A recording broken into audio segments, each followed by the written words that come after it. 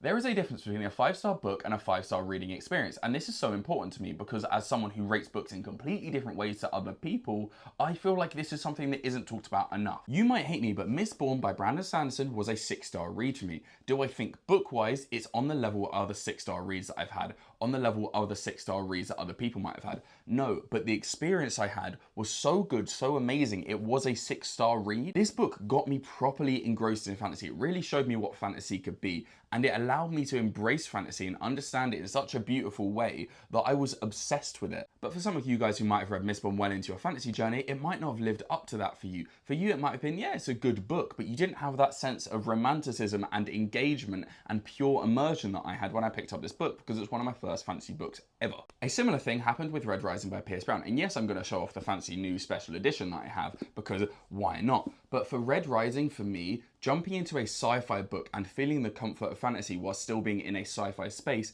made this a 5-star read. Do I think this is a 5-star book? No. Whilst I've read Golden Sun and Morningstar, I do appreciate Pierce Brown's writing is so much better in those than it is in this.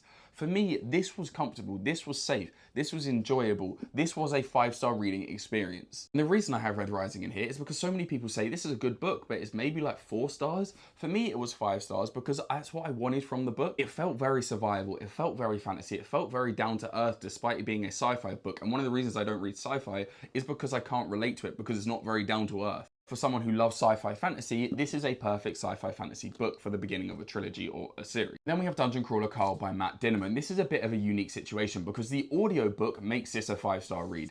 Book-wise, this probably isn't a 5-star read. I'm going to be honest, I love Dungeon Crawler Carl, don't get me wrong, but the audiobook is what makes this series. So as an experience, as an immersion style of reading, this is amazing. This was a 5-star read, but the book itself, purely in isolation, probably isn't a 5-star book. And the reason I say that is because yes, whilst the audiobook does come from the book, the audiobook is what brings it to life. And the audiobook is what has so much credit online. You don't see anyone recommending reading Dungeon Crawler Carl without listening to the audiobook. So hopefully I've gotten across what I mean by the difference between a 5-star reading experience and a 5-star read within itself. Because a book for me, such as Mistborn, is a 6-star read, but for you guys it might be a 4-star read because you didn't read it at the beginning of your reading journey.